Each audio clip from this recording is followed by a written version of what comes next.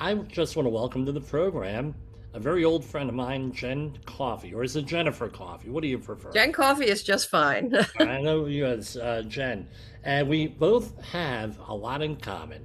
One of them is we both went to Stockton when it was still before it was university. We graduated almost at the same time at NJIT. hmm Except you had the two degrees, I think, environmental I science and do. I do. environmental policy. I Oh, just have good the one, memory. right? And uh, she's built quite a couple of organization groups, Very involved in very two different involved. All right, organizations. maybe Yes. that's the wrong. I'll edit that out. But you basically, with that, I'm going to say this because I'm going to forget to say it at the end. I'm very happy for you. I'm very proud to have gone to school with you and know you. Sincerely, I love to hear about success. We don't always agree. We don't agree on a lot of stuff. You're more extreme than I am on some things. I'm more extreme on even on I mean on the environmental end.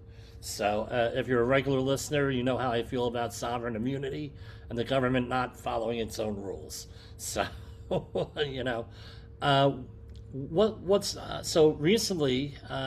You want to add anything with that or? No, no, I'll just say a little, maybe a little bit about the two organizations that Go ahead. I'm very involved in. Yes. So, my day job, which extends sometimes into evenings and weekends, as environmental advocacy does, Yes. is as the executive director of Right. ANJEC, the Association of New Jersey Environmental Commissions. And we're a nonprofit organization who works to help municipalities make good decisions about the environment. And we do that by providing resources, support, education, training to more than 5,000 volunteers across the state who serve as environmental commissioners. We also support open space commissioners and green team members. So we're really a resource agency at ANJAC for education and training.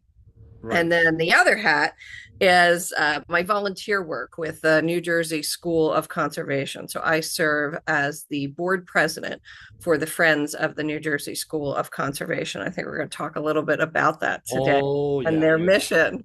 And I'm very excited about it. No, I mean you do extremely important work in the state of New Jersey, and with that, and it's I like to see that. I like to see success in the people I know and the people I don't know. As we are all about celebrating success here. Now, what piqued my interest was, and I had heard about it in the news a little bit, was the school conservation is being shut is in the proposed budget by your current governor. I live in New York, but I have a house.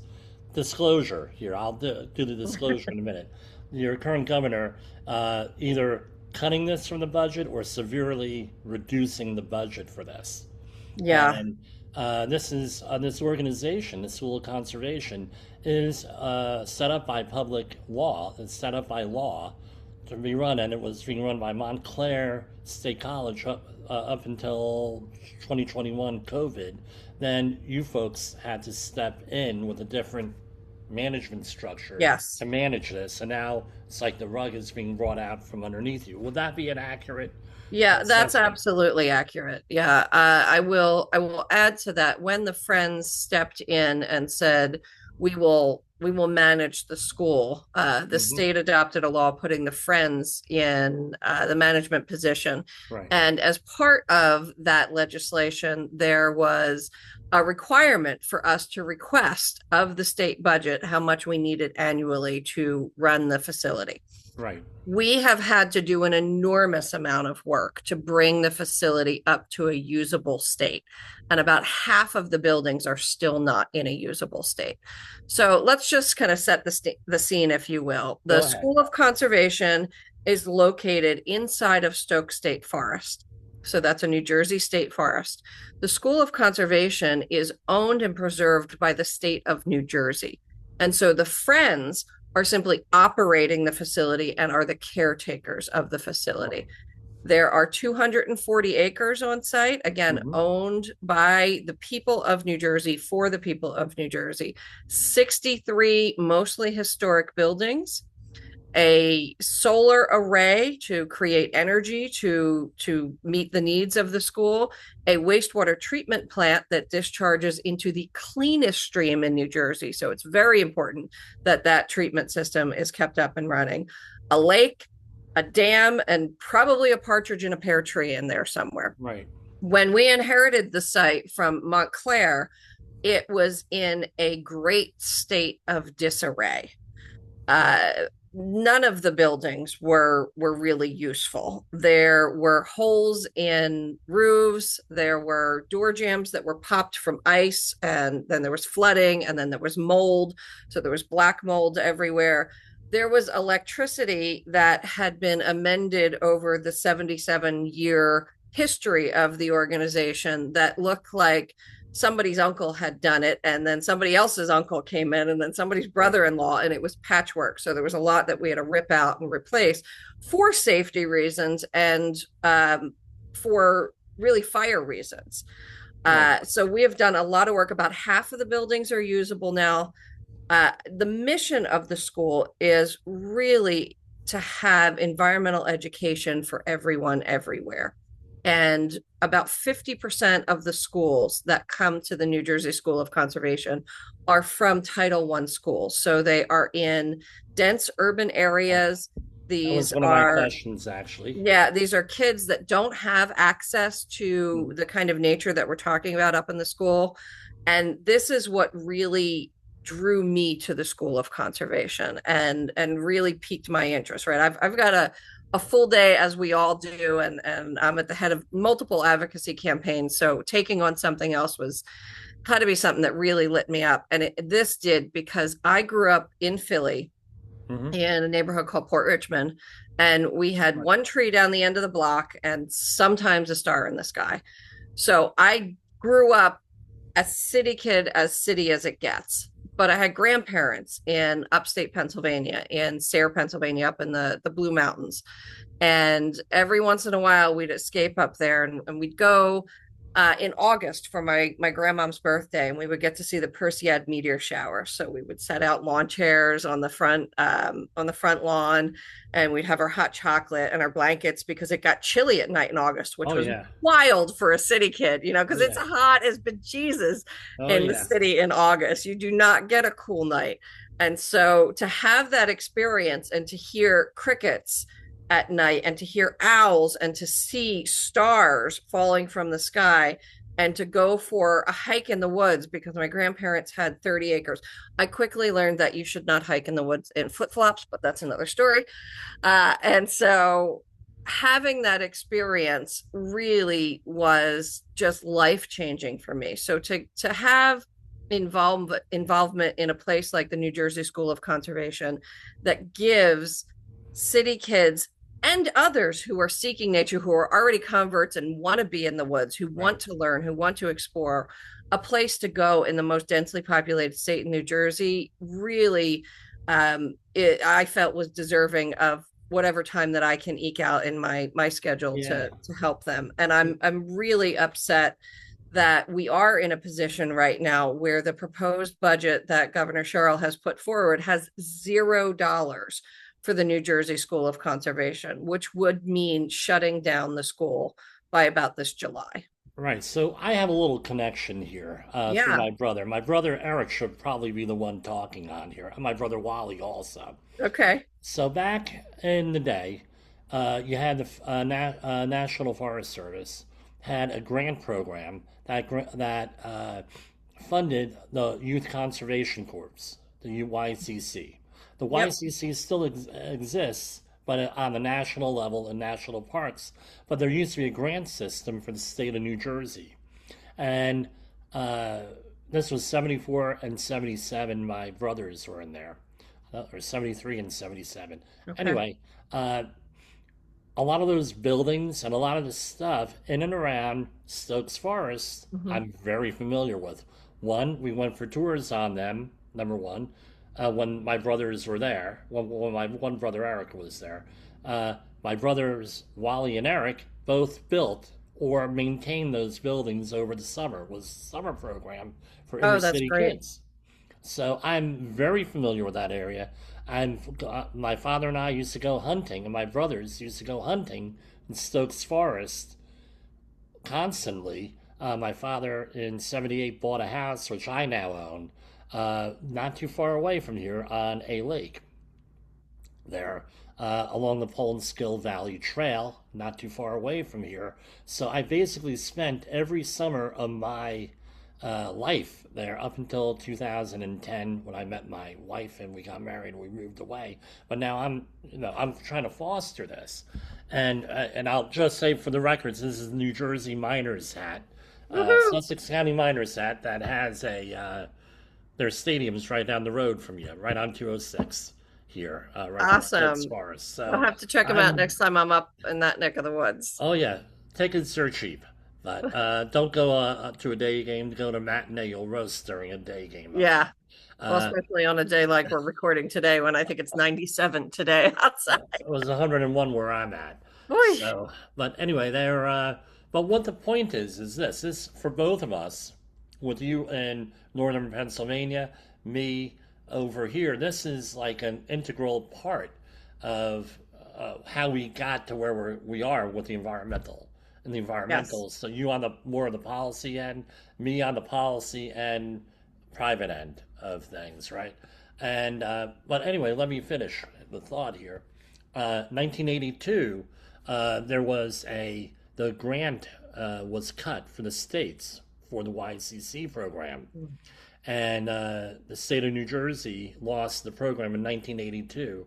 And ever since then, even my brother comments how everything has been pretty much from the that time forward. Everything's literally has been decaying from that, as what you just attested to, and the few times he's been up there since then. And it's extremely important. This is what the problem. This is what I'm against. Yeah, I'm online and everything. You didn't see me. I'm against this, and I'm holding my cell phone. The type of services that this facility provides, that you can't get it on a phone. I Yes. mean, I deal right now with young environmental professionals who have no concept of field work. They don't know how to do a lot of the research and everything else. Number one. Number two, you mentioned the Title One folks out there. They in an inner city, you're not going to get this. You may get some environmental justice things. You may get some what I do, occupational safety and health stuff.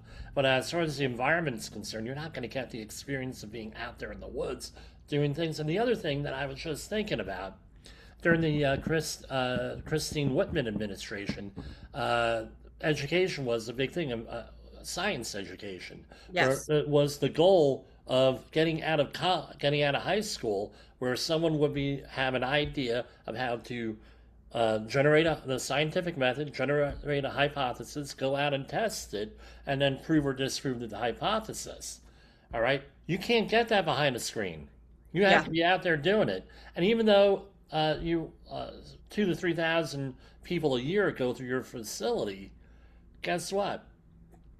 That's 2 or 3 thousand people a year. That wouldn't otherwise get this, and those, God willing, are going to be the leader in the next environmental movement. Yeah, we're up I'm to being about to 5,000 a year five now thousand. Oh, coming your through. website's So, about three and thousand. Five thousand. that's with about half the facilities in useful form. So we've worked really hard to get the facilities and the buildings up and running, to get the electricity fixed, to get flushing toilets on site, because when you have people there and they're overnight, you need that. We had to fix the road going into the site because the holes in the road were so big that half a school bus could fit in them. I mean, Yeah, I could lay that's down and not I an am not a small exaggeration, person. Vince. It was bad. So we really had to do a lot of work to get it even accessible. And here's a couple great points about the School of Conservation that I find particularly Right. interesting. So the campus, as you were mentioning, is built on historic buildings. So there's a DeGroat house there that Right. is one of the early colonial homes. And so that is a great piece of American history for us to witness and to be able to walk through, and it's in decent shape. We have had Chief Mann from the Ramapo Munsee Lenape indigenous peoples up there. Mm-hmm. And he can recognize when the land was inhabited by indigenous peoples, by the way it is oriented, and by the impressions that are still left on the land. So Right. there's incredible American history. I met him one time. Remainder, what's that? Yeah, I met him one time, so Yeah, I know who you he's a mean. great guy. Mm-hmm. So the remainder of the buildings were constructed primarily under the New Deal. Right. So we're talking about under the Roosevelt administration, coming out of the Great Depression.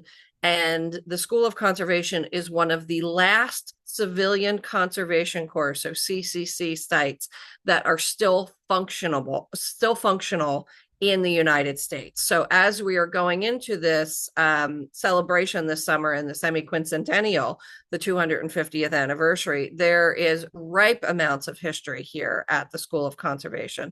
The other thing that doesn't make sense to me, given our governor's enthusiasm for our American history, but also her top priorities of identifying well-being and mental health of children and closing the school, as you said, Jim, this is a place where we can disconnect. Yes, we have emergency Wi-Fi services Right. for if we need them.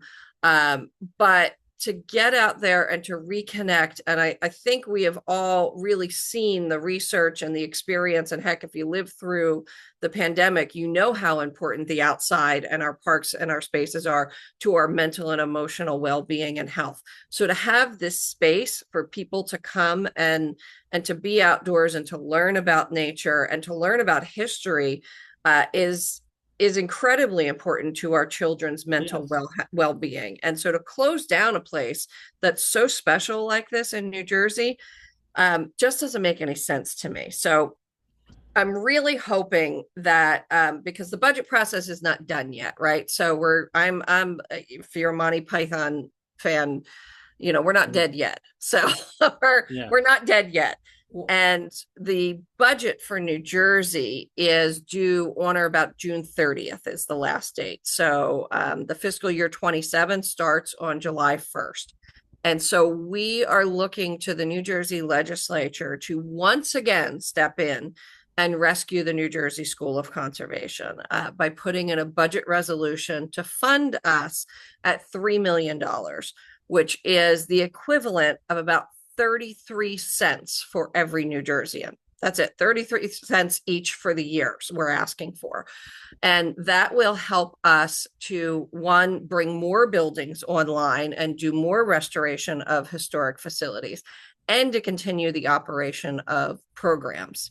So that's what we're asking for. We are hopeful because the New Jersey legislature voted in 2022 and then again in 2023 to move the management of the Friends, or to move the management of the School of Conservation into the hands of the Friends of the School of right. Conservation with a bipartisan, unanimous vote, not once, but twice. I've been doing lobbying and advocacy for environmental work for about 25 years Yeah. now. And it is the only time I have seen unanimous bipartisan support for anything. And Right. so I'm hopeful that the legislature will step up again and say, look, Governor Cheryl, you got this one wrong. This is really important and we need to fund it. Well, if do a safety wars spin on this as usual. All right. One of the big. So, did you have Professor William James at Stockton at all? Oh, I don't He was think so. in the African American Studies department. Great guy. I had a course with him. And one of his things was one of the things that you define a people by is culture. All right. And when colonialism hit Africa and a lot of other places, right, but it was African American studies, Yeah. speaking the context of Africa, one of the things that they did was take away the culture. Mm-hmm. And when you start to see culture erode, you have to pause and say, what exactly is going on here with that? That's not a part of the culture you want to give up is history, as you just mentioned. The other thing is protecting the environment, my opinion. All right. The other thing is, and I think we can both agree on this because, we hate ignorance. And if we start, now we could disagree on things, but the thing is, ignorance, a lack of education, It sits very, very not well with me. Can you agree with that at all? Absolutely, yes. And the thing is, the people that are not educated are more easily manipulated, and they're Yeah, not able to assert their civil rights, their to be successful, to have a right to self determination or anything like that if you're ignorant on that. And when I hear the story, no, so for example, the Constitution in the state of New Jersey, I believe it's Section 17, but don't quote me, it's been a while. Said, right? If you're a New Jersey student, you're supposed to have a thorough and efficient education in New Jersey. Doesn't mean that you get one, but it has to be a system of thorough and efficient hmm education. And to be closing down a school that yeah, educates, I thought it was three, but now it's 5,000 people a yep. year of all levels. Big mistake, guys. Yeah, Huge, it really huge. is. And the programs that our teachers up at the School of Conservation host. Now, this is a living classroom, right? So Right. you're not sitting. I went to Catholic school and there was a blackboard in the front and there were rows and we ought to line up on the one line on the wooden floor and we were alphabetical. This is Yeah. not that kind of classroom. This is an outdoor experiential classroom. And so you are out discovering in the woods. We do have a lab and we've got Right. microscopes so you can go and take a sample and check it out. Right. But we have got our programming at the School of Conservation dialed in so that when you come there and you, as a teacher, know that you Hmm. need to meet certain core curriculum standards for science or Right. English or history, we've got it. We are all checked out on that. So you can check a number of your boxes by coming to the school. It's incredibly efficient, it's very enriching. And there are generations of people because the school is 77 years old who really hold their School of Conservation field trip as a standout memory. It really is a core memory for a lot of New Jersey citizens. And so we're working really hard to save it. The teachers there are top notch. They are absolute top notch. And so are the facilities managers and our camp chef. And so we are asking people to reach out to their legislators. I don't know if I'm allowed to do a little pitch here, but I'm going to do it You no, well, anyway. that was my next question. We defined the problem. Yep. Now, what do we do about We it? And need by the way, I'm people to going to reach have a out. link to any website or anything you mentioned. You Yep, send I've it to got me. an action Let me alert I will send you, and hopefully we can post that right, as well. But call or email your legislator. So everybody in New Jersey has one state senator and two assembly representatives. right. And if you can call or email those three folks and tell them that you want to see the New Jersey School of Conservation funded in this year's budget, that would make a whole host of good, and it would do. It goes a long way. And then I hear about it as I am advocating and lobbying. I will make it clear I only lobby for the New Jersey School of Conservation for free and for ANJEC for a paid position. Well, So that's I'm not a for hire lobbyist, and I'm advocating for environmental education and clean water and clean air and all those kind of good oh, things. and who could argue behind? Well, there are people who argue against it, but Yeah, well, that's a different yeah. show. You'll have to have me back for that. But okay, now let's broaden this out a little bit. Are you aware of any other initiatives like this nationwide, especially in in times of economic peril, well, or manufactured economic peril? I'll say that much. Yeah. That have things like this, or is this the only one that you're aware of Well, I will say with that this? my scope is pretty limited to New Jersey Hmm. because I find that New Jersey keeps my day pretty full with Right. all the things that we've got going on here. So I don't know. I'm sure that with all of the budget cuts that we have seen federally, that there are other programs that are hurting. Certainly the decrease in funding that we have for our national parks is an issue, and the continued expansion of permitted activities on Hmm. federal lands Right. is an issue, whether you're talking about Roundup or you're talking about allowing for the killing of bison. Right. Those are issues. I stay pretty focused here in New Hmm. Jersey for what we can do. And right now, the School of Conservation is at the front of the line because we are looking at closing down the school later this summer if we don't get funded. Uh, unconscionable on It that. Even really though, is. and I apologize for not reaching out and going there sooner because, I did work for a university in northern New Jersey doing a what do they call it? Non credit classes Mhm. and community outreach Yeah. was it. And now, that's New Jersey City University, and they're no longer going to be in existence Yeah. starting July 1st. Yeah. I don't know if you kept up with that, Yeah, I did see but that. Let's, yeah, if I can and talk a it's little bit about go ahead. teachers and universities at the School of Conservation as Pardon me, well. Jennifer. So, one of Sorry. the things that we do, that's okay, with the School of Conservation is during the summer months, many teachers in New Jersey come to the School of Conservation Mhm. to get their continuing education Right. units or continuing education credits. So teachers, like many professionals, engineers, attorneys, nurses, doctors, have to have continuing education so they Right. keep up with breaking information and the best information in their field. And many of those teacher certification programs are held at the School of Conservation during the summer months. So if we're not doing that there at the School of Conservation, where are our teachers going to go to get their continuing They're education? going to go on this. Yeah, The film. yeah.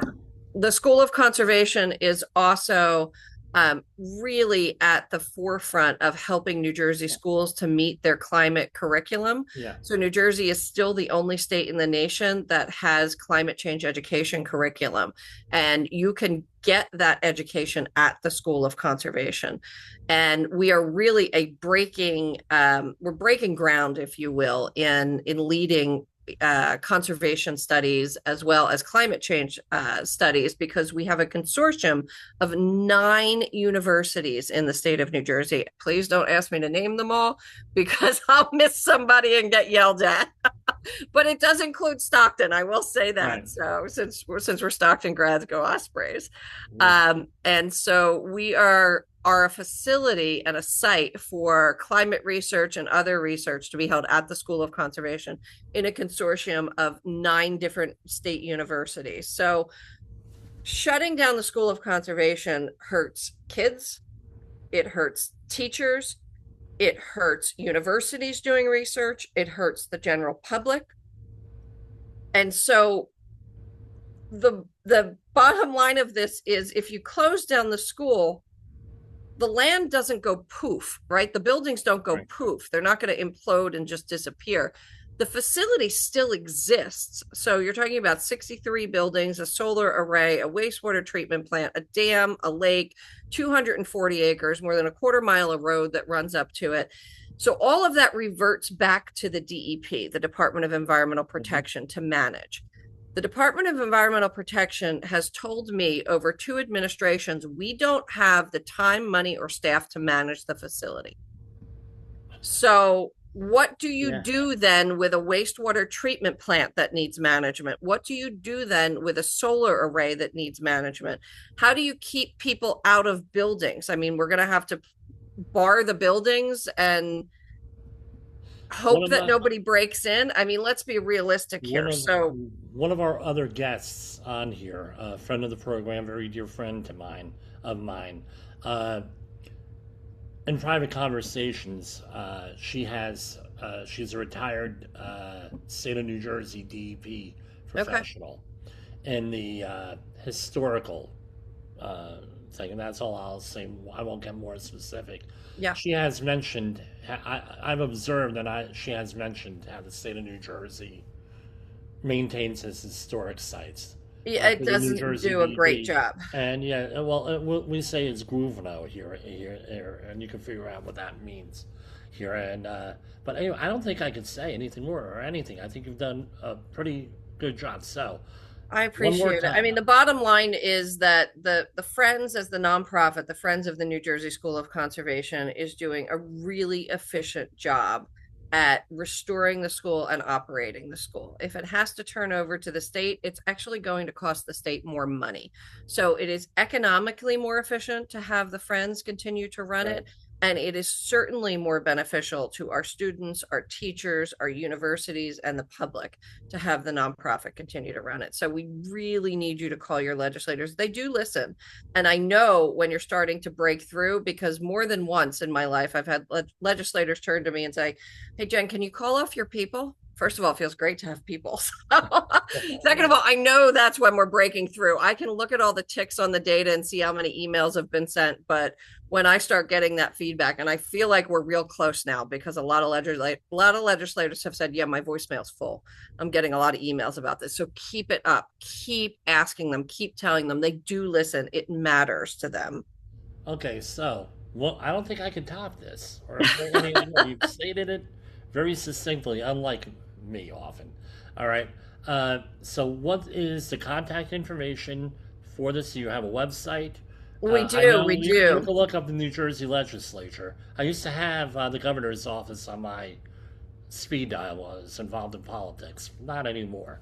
But where do we Yep. go for this? So you can look up your legislator at njleg.gov. Mm-hmm. And so you can get your one senator and your two assembly people. You can Mm-hmm. get their phone number. Or you can go to when we post this, Jim. I don't know if you can post a link, but Absolutely. it's action.njlcv because we're working with the New Jersey League of Conservation Voters Mm-hmm. as well. So action.njlcv.org /a/njsoc 26. So I will get you that link. Yeah, send it Um, along. It's either we're going to be releasing this tonight or tomorrow. I have to check the health and safety news to okay, see if anything major happened. But this is going to go in either today or tomorrow. No matter what, the podcast portion of this will be released tonight. That wonderful. the live program probably tomorrow. We'll just say it's a pre-recorded session. And this is Jennifer Coffey, right?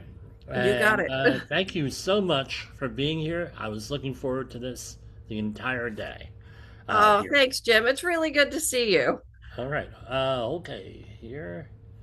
And